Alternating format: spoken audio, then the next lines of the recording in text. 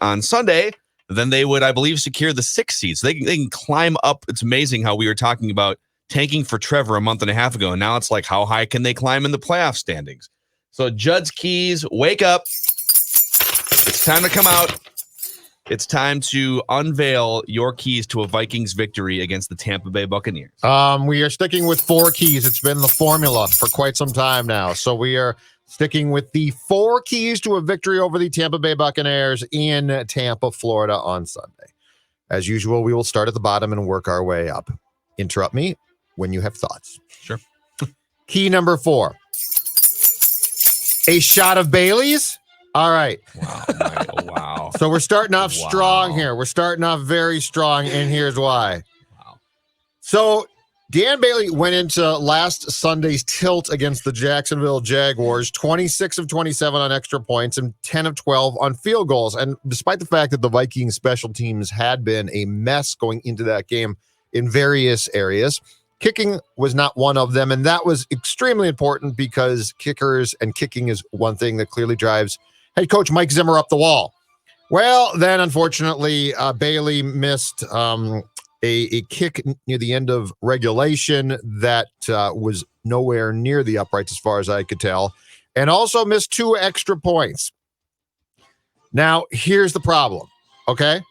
Kickers do go into sort of slumps at times, and Bailey's a veteran, and if he is in a little bit of a rut, that's not the end of the world. Unless you kick for the Minnesota Vikings, there you go. In which case your head coach Mike Zimmer has no time for your struggles. He has no time for the hiccups. He just goes into a rage basically if you struggle. So what we need in Tampa on Sunday afternoon is a good strong shot of Bailey's to make sure everything here works, because if it doesn't, it causes the type of meltdown that we've seen from Zim previously. So so Dan Bailey, when he was with the Cowboys for the first 6 or 7 years of his career, was statistically one of the most accurate field goal kickers in NFL history. I think he was like second in the NFL historically going into his last season in Dallas. Mm-hmm. And then he had just kind of a blah season his last year in Dallas. He only made 75% of his kicks. All right, well, that was just a blip, right? Dan Bailey's fine. Vikings are going to bring him in, reclamation project. Well, his first year with the Vikings, he only made 75% of his field goals. He missed 7 of 28. Then he rebounded last year. He made 93%. And now this year, he's only missed 3, but he's also missed 3 extra points. Yes.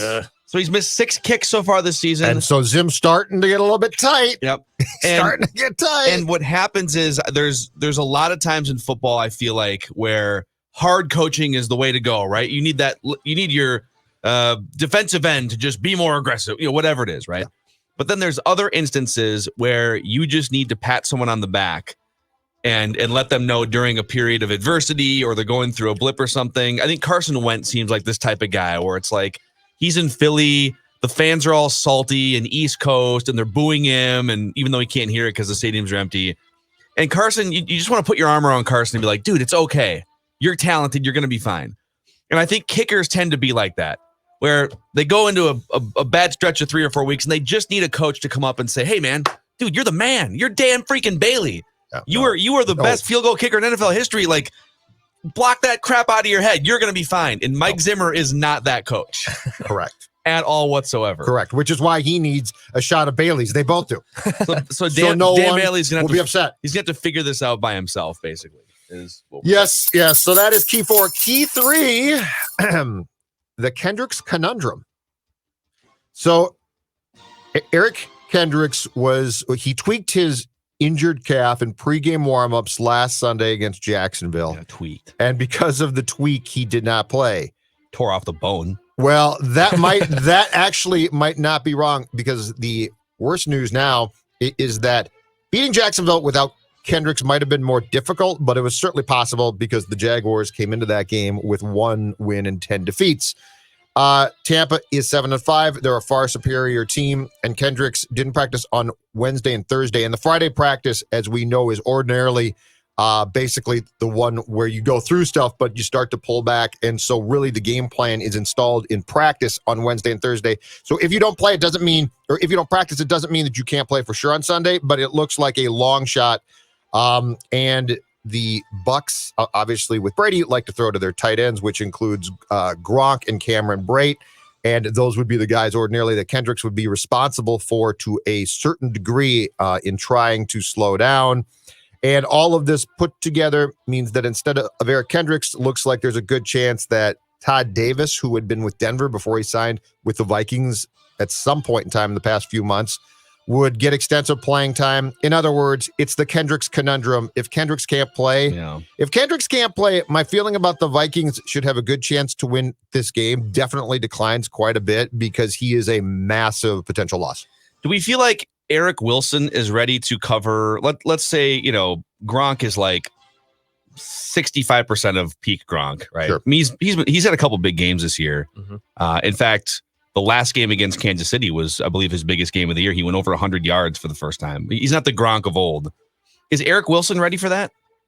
I think he might be, but I also think that if you're playing a guy like Davis a lot and Troy Dye a lot, I don't know that Eric Wilson can make up for the fact that you, instead of it being Wilson and Kendricks, it's now, let's say, Wilson and Davis. Yeah, there's some problems. It takes away a guy who is probably equally as important as Harrison Smith, right?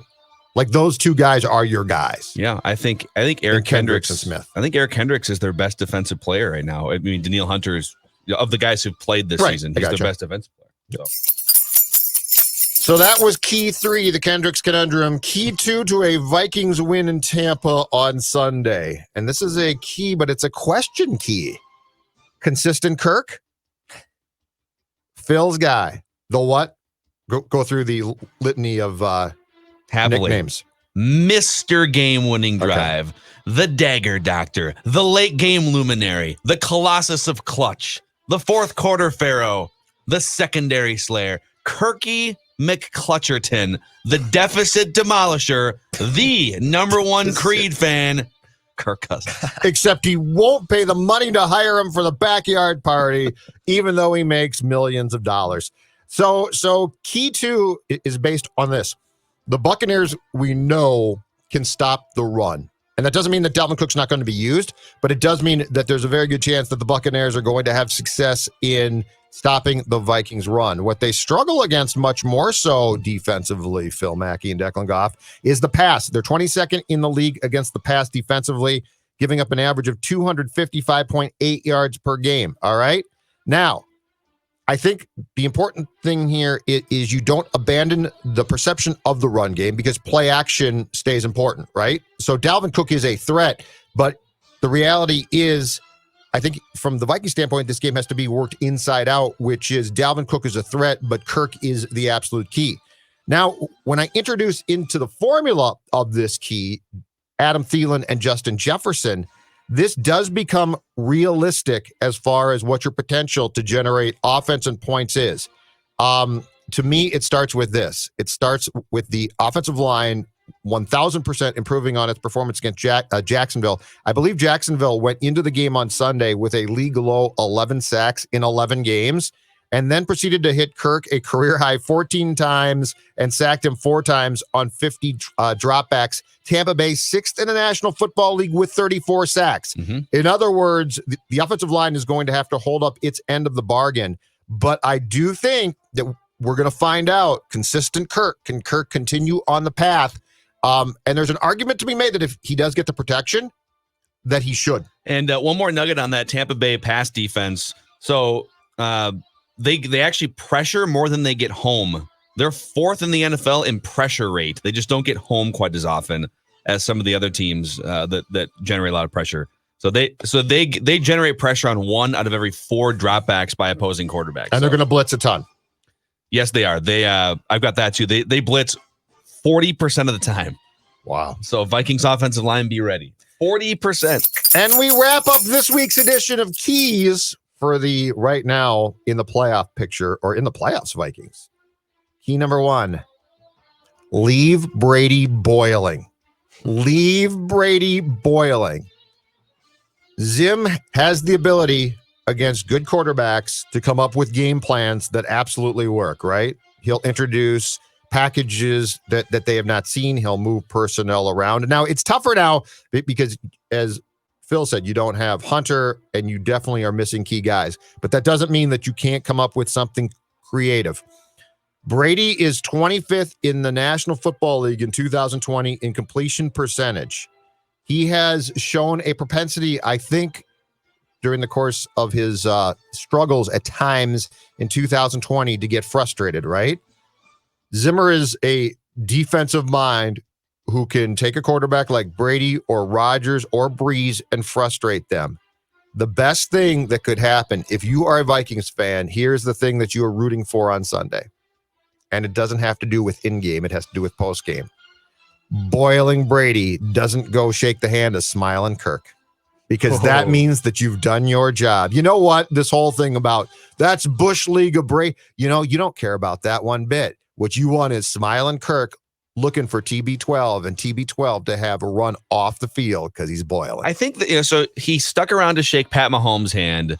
But then there's been other games where he hasn't stuck around. Jared Goff was the last big one where people got mad because it was, I think it was a primetime game. So there's a certain level of quarterback that he respects enough to stick around and shake their hand. Kirk might not qualify. After this game ends, I would think that Tom Brady would have enough respect for Mr. Game-winning drive. Don't count on it. The dagger doctor, the late game luminary. But you want him not. You want him off the field. You want him to be PO'd. Yeah, and Kirk's like, "Where's TB?" And TB's nowhere to be found. That, my friend, would mean the Vikings have won the game and moved into the 6th seed in the NFC. And if they win the game, it launches a whole new series of conversations on Monday. This is one of those games where, like, if they lose it, they're not officially dead.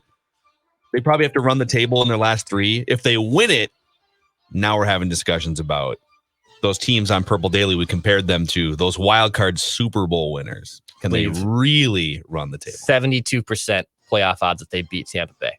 Wow. According to 538. And then but it drops to 21 if they lose. Do you have their Super Bowl odds? I do not. We should find that for later. Get that. I want to know what their Super Bowl. Let's wait to see if they beat the Buccaneers. How about that? If they beat the Buccaneers, we will dust off Super Bowl. But those are the keys. Those are the keys to a Vikings victory, starting with my favorite, a shot of Bailey's.